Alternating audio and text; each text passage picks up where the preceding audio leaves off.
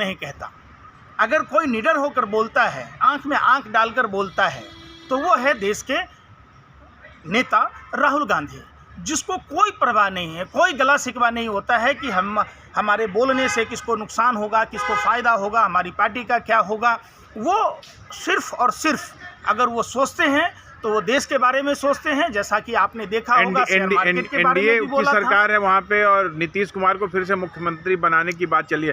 कैसे देखते हैं नीतीश कुमार के स्वास्थ्य को लेकर हो रहे सवालों पर? देखिए, हम नहीं कह रहे हैं नीतीश कुमार को लेके, तो भागीरथी देवी जो बीजेपी की विधायक हैं, वो विजय कुमार सिन्हा से बात कर रहे थे कि वो 4-4 चिल्म पी के आते हैं, पता नहीं क्या आते हैं। अब तो नया बात उन्होंने बोला है कि 10 साल में मोबाइल का वो से आदमी का जीवन समाप्त हो जाएगा। कभी कुछ बोल देते, कभी कुछ बोल देते, कभी महिलाओं के सेक्स के बारे में क्या बोल देते, तो उनके बात का कोई ठिकाना नहीं है। सोचिए, उन्होंने अपना तो बिहार के विकास के लिए अगर एनडीए सरकार आती है तो नीतीश कुमार का चेहरा मुख्यमंत्री के लिए उचित है? बिहार का कौन सा विकास आप बताते हैं? आप बताइए ना। सुशासन बाबू कह जाता है। काहे का सुशासन बाबू भाई?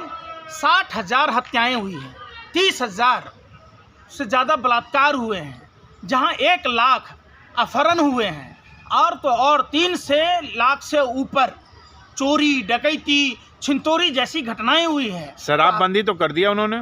भाई शराबबंदी किया है कि आप ब्लैक में बेच रहे हैं? बताइए ना। शराबबंदी, ये इसको शराबबंदी कहिएगा?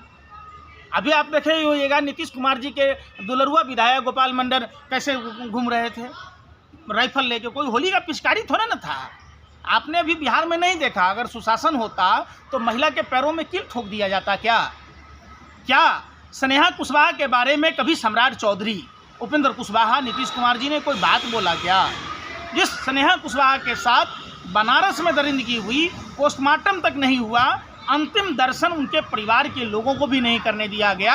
और बड़े दुर्भाग्य के साथ कहना पड़ रहा है कि जो देश की गोदी मीडिया की लॉबी है, उस पर कोई डिबेट नहीं किया कि स्नेहा कुशवाहा की मौत कैसे हुई। कोमल पासवान का आपने देखा होगा, तो जो बलात्कार की घटनाएं, कोमल पासवान की चर्चा तक नहीं हुई। आप बताइए। तो क्या अब अखिलेश जी के जाने के बाद और राजेश कुमार के आने के बाद पप्पू यादव जी की वापसी होगी क्या पूर्णिया सांसद कांग्रेस में? कांग्रेस में है ही, वो वापसी क्या होगी? कांग्रेस उनका घर है, कांग्रेस के लिए वो काम कर रहे हैं। पर टिकट तो नहीं दिया पार्टी ने, निर्दलीय लड़े, वो जीते।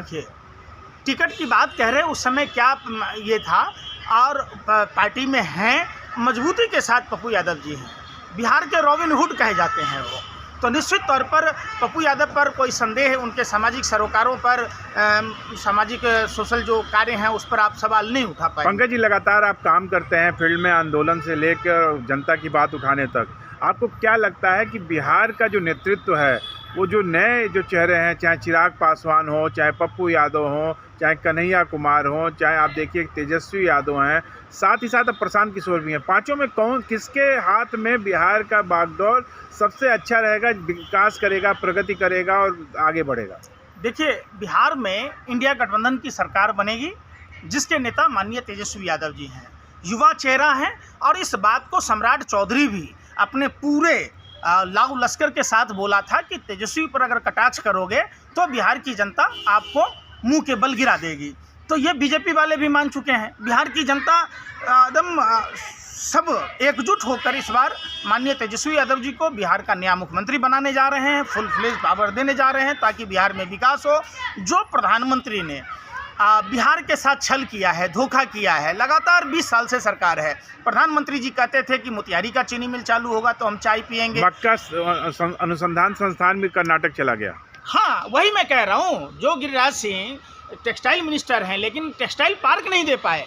कृषि अनुसंधान केंद्र ने मक्का अनुसंधान केंद्र दूसरी जगह भेज दिया। अरे भाई, बिहार की जो मुख्य समस्या है वो समस्या है बाढ़ और सुखाड़ की। 24 नदियों में पानी का बहाव नहीं है, तो बिहार मरुस्थल में तब्दील हो जाएगा।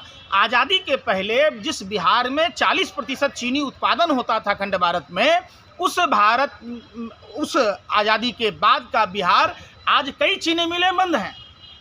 तो ये सवाल है। प्रधानमंत्री जी उसके लिए बोल के आए थे। प्रधानमंत्री जयप्रकाश नारायण की धरती पर बिहार की बोली लगा के आए थे। प्रधानमंत्री जी बिहार में पटना विश्वविद्यालय वो केंद्रीय विश्वविद्यालय के दर्जा की बात की थी। प्रधानमंत्री जी वहाँ तमाम चीज़ें जो घोषणा करके आए, तो उस पर काम ही नहीं किया इन्होंने। 20 साल से बिहार को झुंझुना दिया, यहाँ तक कि जो हम बिहारियों का, बिहार का हक था, अधिकार था बिहार को स्पेशल स्टेट का दर्जा देने का, प्रधानमंत्री ने नहीं दिया।